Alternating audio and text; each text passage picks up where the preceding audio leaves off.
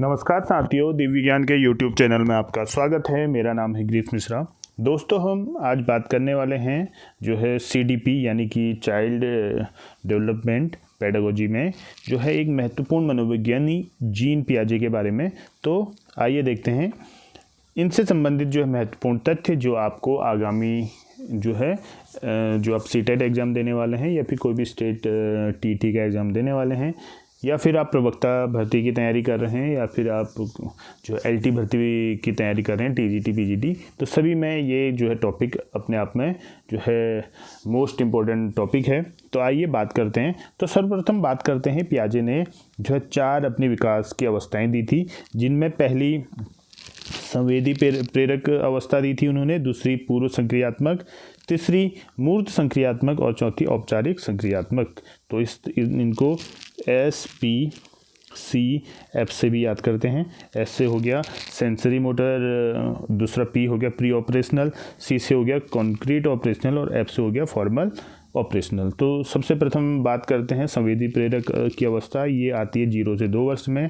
इस वर्ष में बच्चा क्या करता है, शिशु संवेदी अनुभवों का शारीरिक क्रियाओं के साथ समन्वय करते हुए संसार का अन्वेषण करता है। जो संवेदी अनुभव होते हैं, संवेद 5 जो ज्ञानेंद्रियां हैं, उनका जो है शारीरिक क्रियाओं के साथ क्या करता है, एक कोऑर्डिनेशन बनाता है और उसके साथ उसके जरिए ही वो संसार का अन्वेषण करता है। दूसरी अवस्था है पूर्व संक्रियात्मक अवस्था, जिसे प्री ऑपरेशनल स्टेज भी कहते हैं। इसके अंतर्गत 2 से 7 वर्ष के बच्चे आते हैं। इस एज ग्रुप में बच्चे क्या करते हैं, ये प्रतीकात्मक विचार इनके अंदर विकसित होते हैं। ध्यान रखना, एक एक पॉइंट आपका जो इंपॉर्टेंट होने वाला है। प्रतीकात्मक विचार इसमें विकसित होते हैं। वस्तु स्थायित्व का गुण इसके अंतर्गत आता है और बच्चा वस्तु के विभिन्न भौतिक गुणों को समन्वित नहीं कर पाता है। तो यानी कि इसमें जो इम्पोर्टेंट है, प्रतीकात्मक विचार विकसित होना और स्थायित्व, वस्तु स्थायित्व का गुण उनके अंदर उत्पन्न होता है और बच्चे जो है वस्तु के विभिन्न गुणों को समन्वित या कोऑर्डिनेट एक दूसरे से नहीं कर पाते हैं। इसी प्रकार तीसरी अवस्था है मूर्त संक्रियात्मक अवस्था, और ये अवस्था आती है 7 से 11 वर्ष के बच्चों के बीच में। इसके अंतर्गत क्या आते हैं, बच्चा मूर्त घटनाओं के संबंध में युक्तिसंगत तर्क कर सकता है। यानी कि बच्चा जो चीज़ सामने दिख रही है उससे संबंधित जो है अब वो तर्क करना सीख जाता है और वस्तुओं को विभिन्न समूह में वर्गीकृत कर सकता है, यानी क्लासिफिकेशन का गुण उसके अंतर्गत आता है। लॉजिक आ जाता है, लेकिन लॉजिक कैसा आता है, कॉन्क्रीट चीज़ों को लेके जो है, यानी कि मूर्त चीज़ों को लेके उनमें जो है तर्क आता है। साथ में वस्तु की मानस प्रतिमाओं पर प्रतिवर्तनी मानसिक संक्रियाएं करने में सक्षम होता है। तो ये चीज़ें एग्जाम में पूछी जाती हैं कि किस जो है स्टेज में बच्चा जो है तर्क करना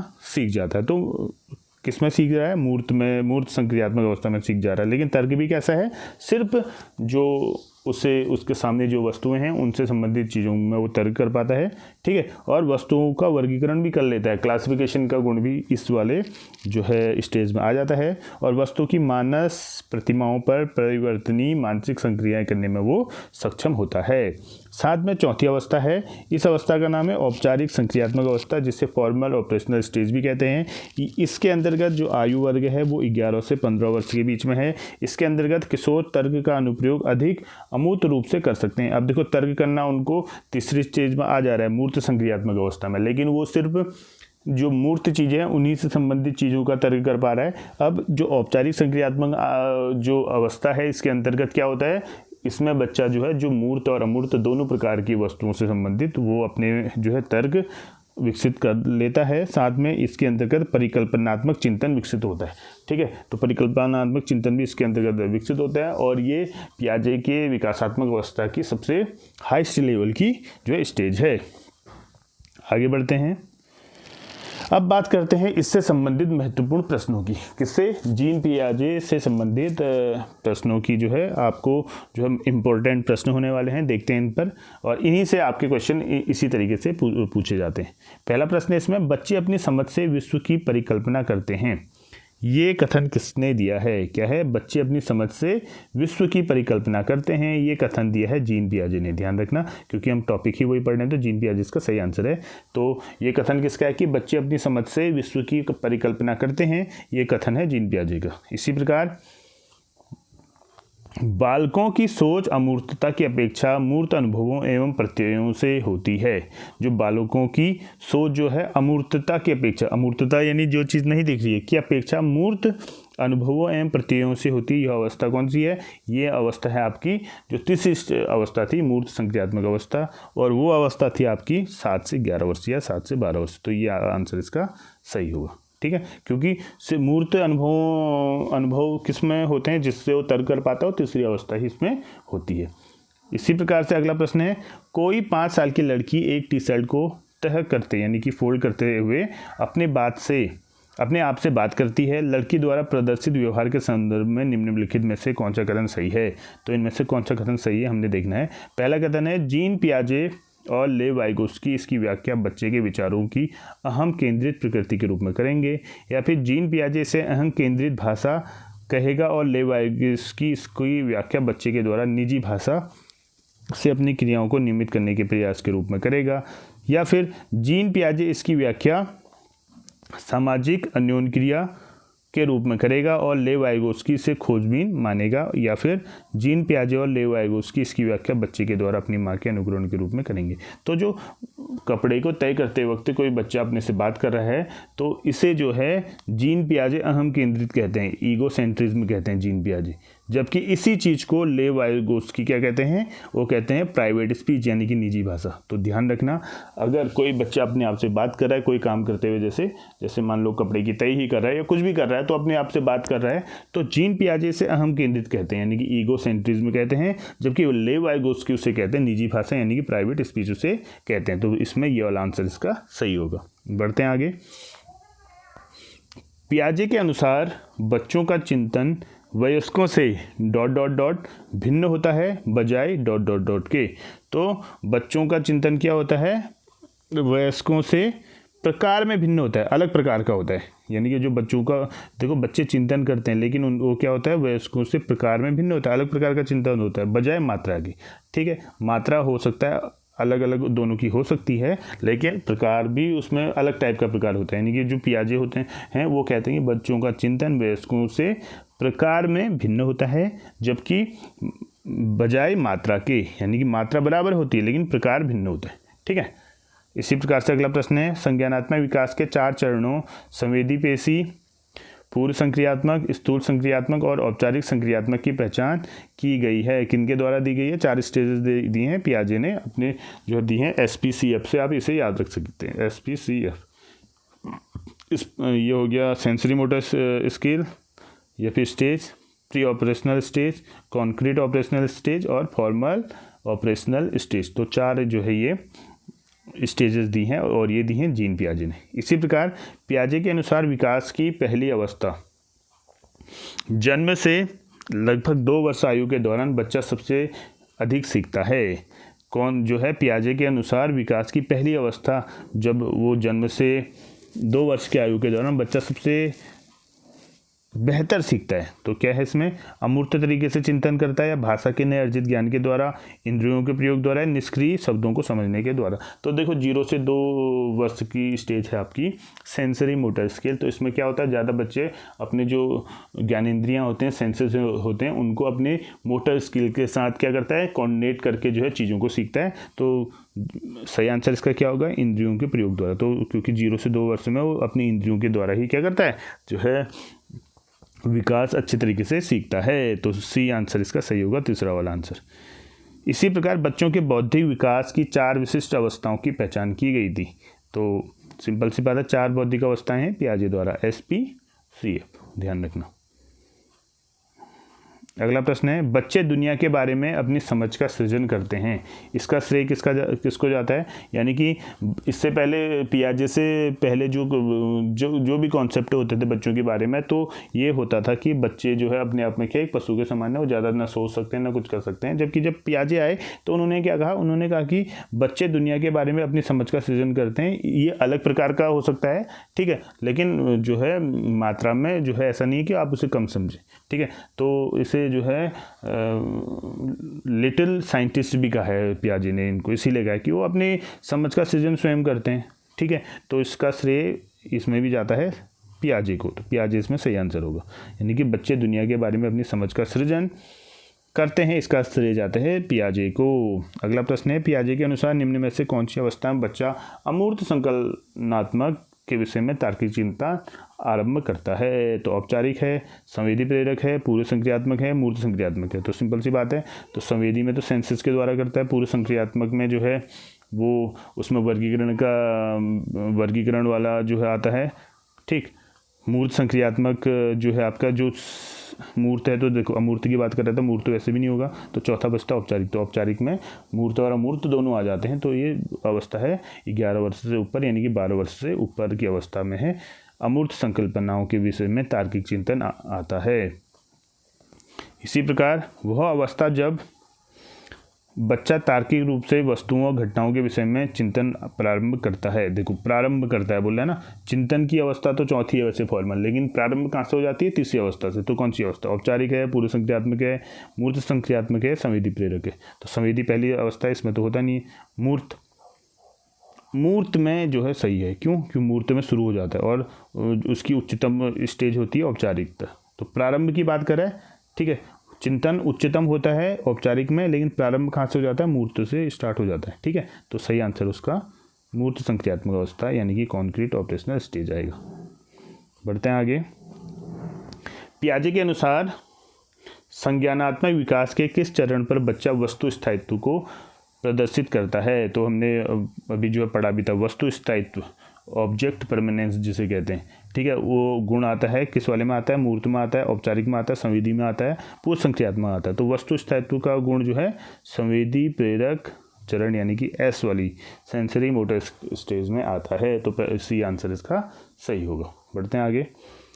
जीन पियाजे के अधिगम के संज्ञानात्मक सिद्धांत के अनुसार वह प्रक्रिया जिसके द्वारा संज्ञानात्मक संरचना को संशोधित किया जाता है कहलाती है। तो क्या कहलाती है? क्या कह रहा है? पियाजे के अधिगम के संज्ञानात्मक सिद्धांत के अनुसार वह प्रक्रिया जिसके द्वारा संज्ञानात्मक संरचना को संशोधित किया जाता है वो कहलाता है आपका प्रत्यक्षण, समावेशन, समायोजन या स्कीमा। तो ये कहा जाता है समायोजन। तो समायोजन इसका सी वाला आंसर सही होगा।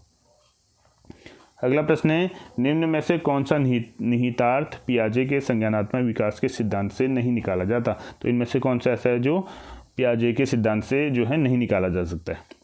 बच्चों के अधिगमनात्मक तत्परता के प्रति संवेदनशीलता, वैयक्तिक भेदों की स्वीकृति, खोजपूर्ण अधिगम या शाब्दिक शिक्षण की आवश्यकता। तो देखिए संवेदनशीलता भी जो है बताता है सेंसरी स्टेज में, क्योंकि सेंसेस हैं तो संवेदनशीलता होगी।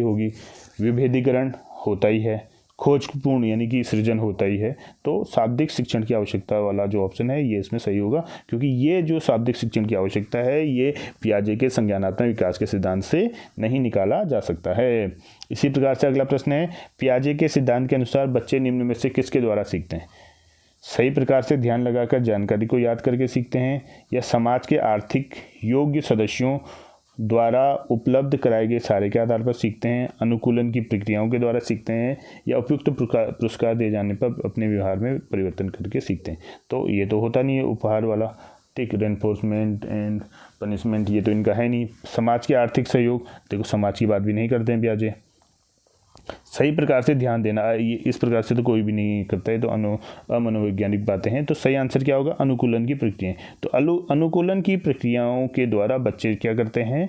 जो है सीखते हैं। जो अनुकूलन की प्रक्रिया है तो उसके द्वारा ही बच्चे क्या करते हैं? सीखते हैं और अपने ज्ञान का निर्माण करते हैं। अगला प्रश्न है, जीन पियाजे के अनुसार विकास के किस स्तर पर बच्चे में परिकल्पना आधारित निगमनात्मक तार्किकता विकसित होती है और वैज्ञानिक सोच उभरना शुरू होती है? तो कौन कौन से ऑप्शन इसमें? ऑप्शन है अमूर्त संक्रियात्मक, संवेदी पेशीय अवस्था, या मूर्त संक्रियात्मक, या पूर्व संक्रियात्मक अवस्था। तो सही आंसर इसका है अमूर्त। तो अमूर्त संक्रियात्मक अवस्था के अंतर्गत ये चीज़ें आती है। अगला प्रश्न है, पियाजे के अनुसार संख्या बच्चे द्वारा वस्तुओं के बीच बनाए गए दो प्रकार के संबंधों का विश्लेषण है। वे कौन कौन सी हैं? पद और पदानुक्रम समावेशन है, क्रम और प्रतिवर्ती है, पंक्तिबद्धता और पदानुक्रम समावेशन है, या फिर पंक्तिबद्धता और संरक्षण है। तो सही आंसर इसका क्या है? डी ऑप्शन इसका सही है, पंक्तिबद्धता और संरक्षण। ठीक है, तो क्या है प्रश्न? क्या था? प्रश्न था कि पियाजे के अनुसार संख्या बच्चे द्वारा वस्तुओं के बीच बनाए गए दो प्रकार के संबंधों का विश्लेषण है। वे हैं पंक्तिबद्धता और संरक्षण। ठीक है, बढ़ते हैं आगे। एक शिक्षक ने देखा कि उसकी कक्षा का 11 वर्ष का छात्र विभिन्न प्रकार के चतुर्भुज को भिन्न वर्गों में वर्गीकृत कर सकता है, परंतु उसे उपपत्ति एक चतुर्भुज के अंतःकोणों का योग 360 डिग्री होता है को समझाने में कठिनाई हो रही है। जीन पियाजे की संज्ञानात्मक परिकल्पना के अनुसार किस अवस्था में? तो देखिए, एक शिक्षक ने देखा कि उसकी कक्षा का 11 वर्ष का छात्र है, देखो 11 वर्ष का छात्र है, विभिन्न प्रकार के चतुर्भुज को भिन्न वर्गों में वर्गीकृत, देखो उसमें वर्गीकरण की अवस्था तो आ रही है, परंतु उससे उपपत्ति क्या है? एक चतुर्भुज के अंतःकोणों का योग 360 डिग्री होता है को समझाने में कठिनाई हो रही है। जीन पियाजे की ज्ञानात्मक परिकल्पना के अनुसार किस अवस्था में है? तो ये अवस्था कौन सी है? मूर्त में है, औपचारिक में है, संवेदी पेशी में है या पूर्व संक्रियात्मक है? तो संवेदी में तो होगा नहीं, 0 से 2 वर्ष होता है, ठीक है, 0 से 2 वर्ष होता है। और पूर्व संक्रियात्मक ये भी नहीं होगा क्योंकि ये 2 से 6 वर्ष में होता है। मूर्त में ये होता है 7 से 11। तो बच्चे की एज कितनी? 11 ही तो है, तो 11 है, तो ये ऑप्शन इसका सही होगा। और जो है उपपत्ति कब सीखने लग जाएगा? वो औपचारिक जब होगा, क्योंकि उपपत्ति अपने आप में क्या है, हायर ऑर्डर थिंकिंग के अंतर्गत आता है, तो वो चौथी स्टेज होती है, तो उसमें आएगा। तो अगर वहाँ तक पहुँच जाता है तब हम औपचारिक में जाते हैं। अभी वो जो है वर्गीकरण तो कर दे रहा है लेकिन उपपत्ति नहीं जान पा रहा है, तो वो अभी मूर्त संक्रियात्मक अवस्था में है, यानी कि तीसरी अवस्था में है भी। अगला प्रश्न है, एक छोटी बच्ची प्रतिदिन अपनी गुड़िया के कपड़े बदलती है। पियाजे के संज्ञानात्मक विकास के सिद्धांत के अनुसार इसे ... कहा जाता है। तो क्या कहा जाता है? एक छोटी बच्ची प्रतिदिन अपनी गुड़िया के कपड़े बदलती है। पियाजे के संज्ञानात्मक विकास के सिद्धांत के अनुसार इसे क्या कहा जाता है? तो क्या कहा जाता है? देखिए, व्यवहारवाद कहा जाता है, रचनावाद कहा जाता है, मानववाद कहा जाता है, जीववाद कहा जाता है। तो देखो इस तरीके से वो क्या कर रही है, वो सोच रही है कि वो बच्चा जो गुड़िया है वो अपने आप में क्या सजीव है, और उसे उस तरीके से जैसे उसे ट्रीटमेंट मिलता है उसे भी ट्रीटमेंट मिलना चाहिए। तो ये कंडीशन कहलाती है जीववाद, एनिमिनिज्म इसे कहा जाता है, जीववाद। बढ़ते हैं आगे। और आज का ये अंतिम प्रश्न है, छिपी हुई वस्तुएं ढूंढ निकालना इस बात का संकेत है कि शिशु निम्न में से किस संज्ञानात्मक कार्य में दक्षता प्राप्त करने लगा है? देखो, कोई छुपी हुई वस्तुएं कोई बच्चा ढूंढ निकाल रहा है, इस बात का संकेत है। देखो, मूर्त और अमूर्त वाली चीज़ें चल रही है। छिपी हुई वस्तुएं ढूंढ निकालना इस बात का संकेत है कि शिशु निम्न में से किस संज्ञानात्मक कार्य में दक्षता प्राप्त करने लगा है। जैसे आपने देखा होगा, छोटा बच्चा अगर आप उसके सामने आते हैं तो हंसने लग जाता है, और थोड़ा अपना जो थोड़ा किनारे हो जाते हैं तो बच्चा फिर उसी अवस्था में आता है, फिर उसके सामने आते हैं तो हंसने लग जाता है। तो उसे लगता है कि जैसे अगर वो आपका चेहरा देख पा रहा है तो सोचता है कि वो सामने अगर अपने चेहरे के आगे अपने हाथ लगा दिया तो उसे लगता है कि वो यहाँ से चले गए, वो यहाँ नहीं है। तो इस प्रकार से जो है ये गुण तो छोटे बच्चों में होता है, लेकिन ये इससे ज़्यादा की अवस्था है। ये क्या कह रहा है कि छुपी हुई वस्तुएं ढूंढ निकालना इस बात का संकेत है कि शिशु निम्न में से किस संज्ञानात्मक कार्य में दक्षता प्राप्त करने लगा है। तो 4 ऑप्शन है, कौन कौन से हैं? साभिप्रायी व्यवहार, वस्तु स्थायित्व, समस्या समाधान या प्रयोग करना। देखो, प्रयोग करना तो अपने आप में नहीं, समस्या का समाधान उसमें हो नहीं रहा है। साभिप्रायी व्यवहार इस प्रकार का है नहीं। वस्तु स्थायित्व से वस्तु के स्थायित्व का है कि कहाँ को चीज़ें रखी हुई हैं, कोई चीज़ें अगर कहीं छुपी भी हुई हैं तो कैसे उसे निकालना है, तो उसका उसे ज्ञान हो रहा है, तो ये गुण होता है वस्तु स्थायित्व का। तो ये अपने आप में क्या है? वस्तु स्थायित्व का गुण है, तो बी ऑप्शन इसका सही होगा। तो दोस्तों, इस तरीके से आज हमने जीन पियाजे से संबंधित कॉन्सेप्ट को सीखने की कोशिश की। उम्मीद करता हूँ आपको ये वीडियो जो है हेल्पफुल होगी आपके आगामी जो है शिक्षक भर्ती एग्जाम्स के लिए। इसी प्रकार की वीडियो के लिए आप हमारे जो है चैनल पर जुड़े रहिए। आपको अच्छी वीडियोस लग रही हैं तो आप इसे सब्सक्राइब कीजिए, इसे अपने दोस्तों के बीच में शेयर कीजिए। बाकी इसी प्रकार के वीडियो के लिए आप हमारे साथ जुड़ सकते हैं। बाकी मिलते हैं अपनी नई वीडियो के साथ, तब तक के लिए जय हिंद, जय भारत, जय उत्तराखंड।